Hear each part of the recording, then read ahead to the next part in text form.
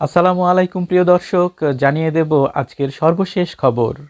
আপনাদের সাথে আছি আমি তানজিদ হোসাইন।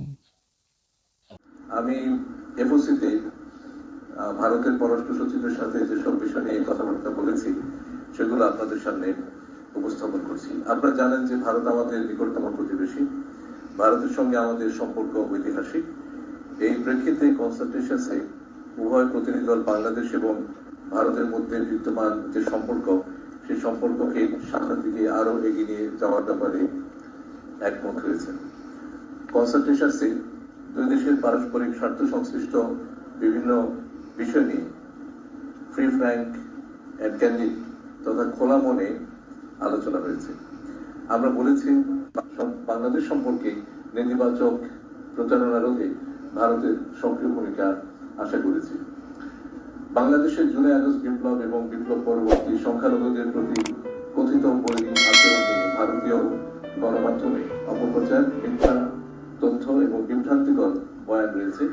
সে বিষয়ে আমরা ভারত সরকারের প্রতি দৃষ্টি আকর্ষণ করে এ বিষয়ে যথাযথ পদক্ষেপের অনুরোধ জানিয়েছি। সেই সাথে আমরা জোর দিয়ে প্রতিফলন করার জন্য বিদেশি সাংবাদিকদেরও আহ্বান জানিয়েছেন।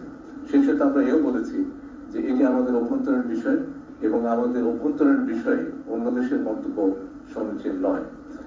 আমি ভারতের পররাষ্ট্র সচিবকেও স্মরণ করিয়ে দিয়েছি যে বাংলাদেশ অন্য দেশের অভ্যন্তরীণ বিষয়ে মন্তব্য করা থেকে বিরত থাকে এবং অন্যান্য দেশেরও একই ধরনের শ্রদ্ধাবোধ আমাদের প্রতি দেখানো উচিত। আপনারা অবগত রয়েছেন যে সীমান্ত হত্যা শূন্যে নামিয়ে আনা আমাদের অগ্রাধিকার। আমরা বিশ্বাস করি প্রতিটি জীবন মূল্যবান, one life is too many. এই লক্ষ্যে ভারত সরকারকে দৃশ্যমান কার্যকরী পদক্ষেপ গ্রহণ করতে আমরা অনুরোধ করেছি।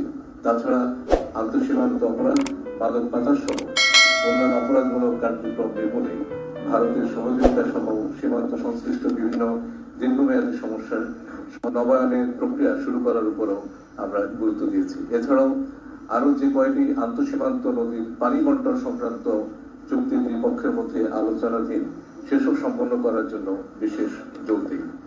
বন্যা পূর্বাভাস, উপাত্ত কিংবা ডেটা আদান প্রদান সহ বন্যা প্রতিরোধে ভারতের সার্বিক সহযোগিতা কামনা করি এবং এ বিষয়ে একটি উচ্চ পর্যায়ের মেকানিজম গঠন করার বিষয়েও আলোচনা করি। ভারত আমাদের অন্যতম বৃহত্তম বাণিজ্যিক অংশীদার।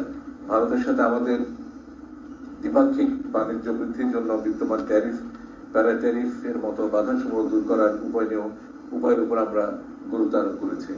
আমরা ভারত থেকে আমাদের নিত্য প্রয়োজনীয় পণ্যের নিরবচ্ছিন্ন সরবরাহ নিশ্চিত করতে প্রয়োজনীয় উদ্যোগের গ্রহণেরও অনুরোধ করেছি।